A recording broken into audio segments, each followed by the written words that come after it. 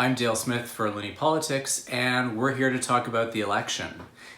We are closing in on the end of week 2, and this is the week where everything kind of derailed.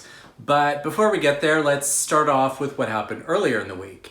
And that was where the party started kind of putting some meat on the bones of their platforms.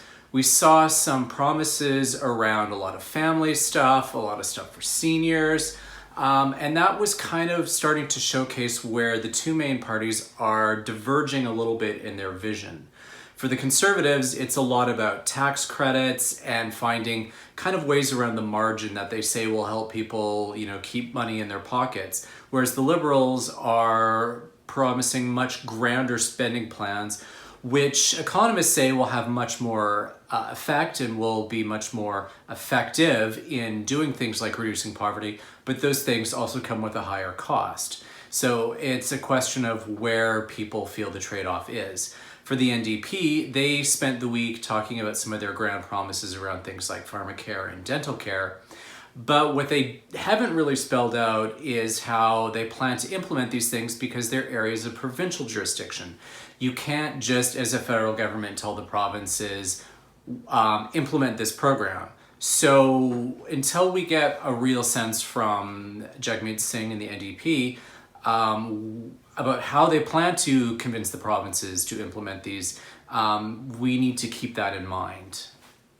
And then the bombshell happened. On Wednesday evening, Time magazine published a photo of Justin Trudeau in brownface, which turned out that there were also 2 other instances of Justin Trudeau in blackface, and that kind of sent the campaigns spiraling, all for different reasons.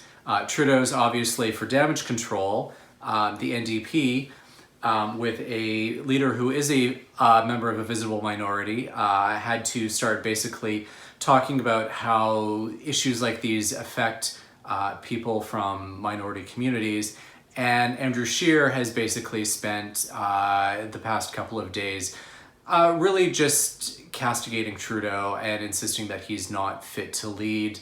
Also saying, Trudeau lied in his apology, which is also a bit rich from Mr. Scheer, both in terms of his own record of veracity and his own lack of apology for his 2005 statements on same-sex marriage.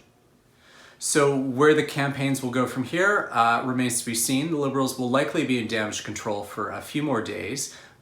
Interestingly enough, Justin Trudeau decided to change his planned rally in Saskatoon to a town hall, which is a venue that he seems to be a little more comfortable in and seems to shine a little more in when it comes to that direct interaction with people rather than just broadcasting his message. So I expect we'll see a bunch more of those, and we'll see what the next week brings. For Looney Politics, I'm Dale Smith.